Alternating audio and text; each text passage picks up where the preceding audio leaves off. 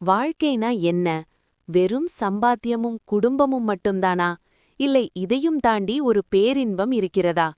இதை பற்றி 600 ஆண்டுகளுக்கு முன்பே அருணகிரிநாதர் அழகாக ஒரு கேள்வி கேட்கிறார். அதுதான் இன்று நாம் பார்க்கப் போகும் பாடல். வளைபட்ட கை மாதொடு மக்கள் எனும் தலைப்பட்டு அழியத் தகுமோ தகுமோ.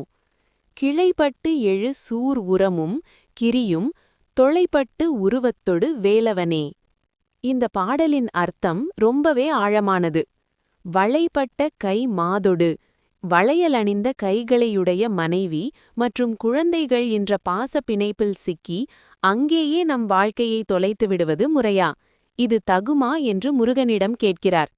இங்கே முருகனின் வீரத்தை பேசுகிறார். கிளைகளாக பெருகி வந்த சூரபத்மனின் மார்பையும் கிரௌஞ்சமலையையும் தன் கூர்மையான வேலால் துளைத்தவனே, அந்த ஞான வேலை ஏந்திய நீ இருக்கும்போது நான் ஏன் இந்த உலக மாயையில் சிக்கி அழிய வேண்டும்? அருணகிரிநாதர் இங்கே குடும்பத்தை வெறுக்க சொல்லவில்லை, ஆனால் இதுவே வாழ்க்கை என்று தேங்கி விடாதீர்கள் என்கிறார். முக்கியமான குறிப்புகள். தளை. தளை என்றால் விலங்கு, பாசம். சில நேரங்களில் நம்மை முன்னேற விடாமல் தடுக்கும் விலங்காக மாறிவிடுகிறது. வேலவன் துணை.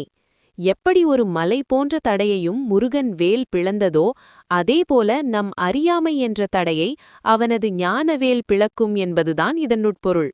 எனவே நண்பர்களே, கடமைகளை செய்வோம், ஆனால் அதில் கட்டுண்டு நம் ஆன்மீக தேடலை மறந்துவிட வேண்டாம். கண்ணன் அருள் இருந்தால் எந்த தளைகளையும் நாம் உடைக்கலாம். இந்த விளக்கம் உங்களுக்கு பிடித்திருந்தால் மறக்காம லைக் பண்ணுங்க. ஆன்மீக தேடல் உள்ள உங்க நண்பர்களுக்கு ஷேர் பண்ணுங்க. கந்தன் அருள் அனைவருக்கும் கிடைக்கட்டும். ஓம் முருகா.